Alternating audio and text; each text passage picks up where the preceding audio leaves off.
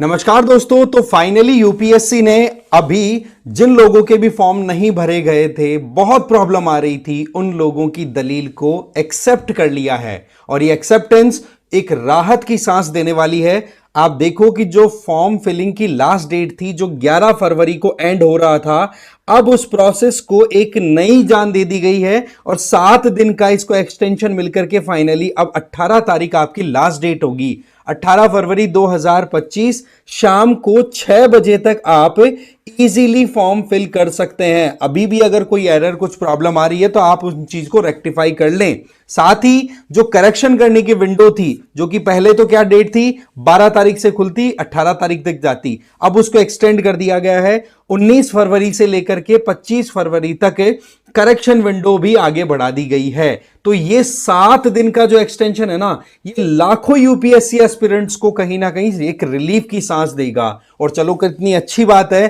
कि यूपीएससी ने कम से कम ये बात सुनी तो सही। आप देखो कि ऑफिशियल नोटिस ने क्या कहा है।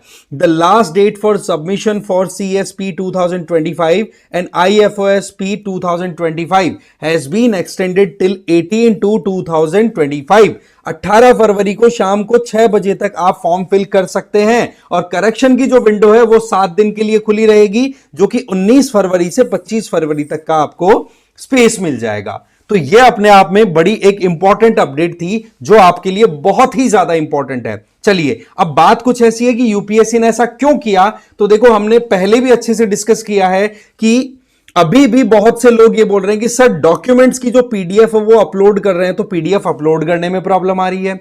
कोई ये बोलता है कि सर, पिक्चर जो थी उस पिक्चर को सेट करने में प्रॉब्लम आ रही है। डॉक्यूमेंट्स जो हैं, अभी जैसे ही मैंने ये वीडियो बनाने की स्टार्टिंग की, एकदम से मेरे पास में कमेंट्स के आने लग गए। मैंने जैसे ही बताया कि हाँ भाई, इस तरीके से डेट एक्सटेंड हो गई, कि सर बोला मेरा अभी तक ईडब्ल्यूएस का ये सर्टिफिकेट ही तैयार नहीं हुआ था। अब यहां पर इफेक्टिव आप समझिए कि डेट जो है आपकी फॉर्म फिल करने की, ध्यान से समझना, 18 फरवरी की हो गई है ना। अब यहां पर इस चीज को थोड़ा सा आपको ध्यान रखना होगा कि अपना जो डॉक्यूमेंट है, जो भी ईडब्ल्यूएस का या फिर ओबीसी का सर्टिफिकेट का है, तो वो आप कोशिश करें 11 तारीख से पहले का ही हो, है ना। पर फिर भी मान लो कि आपका डॉक्यूमेंट 18 तारीख से पहले का भी होगा ना, तो आप वहां पर अपने आप को डिफेंड करने की कैपेबिलिटी में रहोगे, कैपेसिटी में रहोगे। क्यों? क्योंकि फॉर्म फिलिंग डेट 18 तारीख है ना, तो इसके पहले का आपका डॉक्यूमेंट तैयार होना चाहिए। आई बात समझ में? इसके अलावा जो भी कोशिश, मैं फिर से बताता हूं, कोशिश आपकी ये रहे कि 11 फरवरी से पहले आपका डॉक्यूमेंट तैयार हो जाए। बट स्टिल, अगर मान लो अनफॉर्चुनेटली लेट हो गए, कुछ भी वजह हो गई, तो भी अगर 18 तारीख से पहले भी आपका सर्टिफिकेट इशू हो जाता है एंड नॉन क्रिमिलेयर का या फिर आप ईडब्ल्यूएस का, तो उसका आप बेनिफिट ले सकते हैं। ठीक है, वहां पर आपकी एक एक्स्ट्रा ऑर्डिनरी सर्कमस्टांस डेवलप हो जाएगी। तो इसके लिए कोशिश तो देखो 11 की ही करनी है। मैं बार बार यही बात बोल रहा हूं, समझ गए? तो यहां पर मैं सिर्फ इस चीज के बेसिस पे बोल रहा हूं कि हाँ जी, डेट एक्सटेंड हुई है तो सर्टिफिकेशन की डेट भी डेफिनेटली कंसीडर होगी, राइट। बाकी देखो, समय बताएगा। इसके अलावा मैं आपको एक और इंपॉर्टेंट बात बता दूं कि जो भी यहां पर प्रॉब्लम्स हमने हाईलाइट होते हुए देखी है, कोई प्रॉपर्ली ओटीआर अपना तैयार नहीं कर पा रहा, आपको पता है कि वन टाइम रजिस्ट्रेशन एक बार हो गया तो वो लाइफ टाइम के लिए होता है, तो उसमें ही बड़ी हर्डल्स आ रही थी। इसके अलावा हमने कई नोटिस ये किया कि कहीं पे ईडब्ल्यूएस का एनेक्शर या ये जो ओबीसी वाला एनेक्शर भरा जाता है नॉन क्रिमिलेयर का, उसमें इतने लफड़े आ रहे थे, इतनी प्रॉब्लम्स आ रही थी। अब फाइनली यूपीएससी ने इन सारी चीजों को, सारी हर्डल्स को नोटिस करते हुए आप लोगों को एक रिलीफ दे दी है। अब यहां पर अब आप पहले, सबसे पहले काम, इसको फॉर्म फिल करके एकदम फ्री हो जाइए, समझ गए?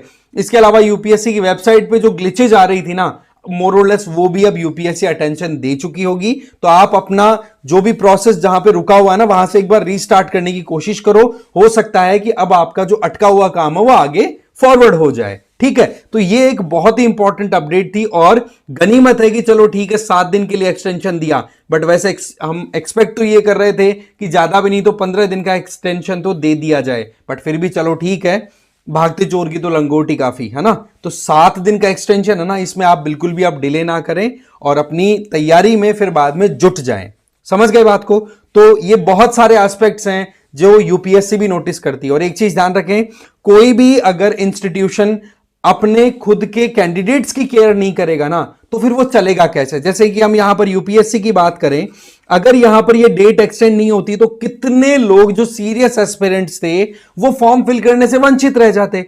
तो ऐसे में फिर कैसा कंपटीशन आप डेवलप कर रहे हो? आप तो यहां पर नॉन सीरियस या फिर जो फर्जीवाड़ा करते हैं उनको फिल्टर आउट करना चाह रहे थे ना, बट यहां पर आप क्या देख रहे हो कि सीरियस थे उनके लिए भी प्रॉब्लम होगी। तो इन चीजों को ध्यान रखते हुए यूपीएससी ने अब जो काम किया है, अब देखो 7 दिन हो सकता है आपके लिए कम पड़े, बट ये 7 दिन में अब आपको अपना काम पूरा रेडी कर लेना है। पहले फॉर्म फिल करके फ्री हो जाओ। अब मोटा मोटा आपको आइडिया लग चुका है कि फॉर्म फिल कैसे होता है, क्या यूपीएससी आपसे रिक्वायर्ड है, मतलब यूपीएससी आपसे एक्सपेक्ट कर रही है।